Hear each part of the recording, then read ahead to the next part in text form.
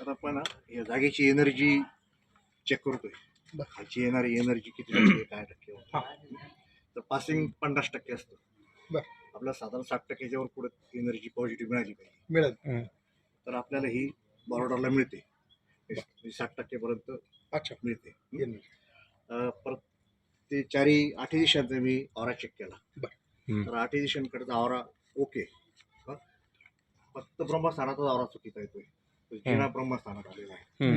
ब्रह्मस्थानात जिना आल्यामुळे तो ऑरा 0 येतोय.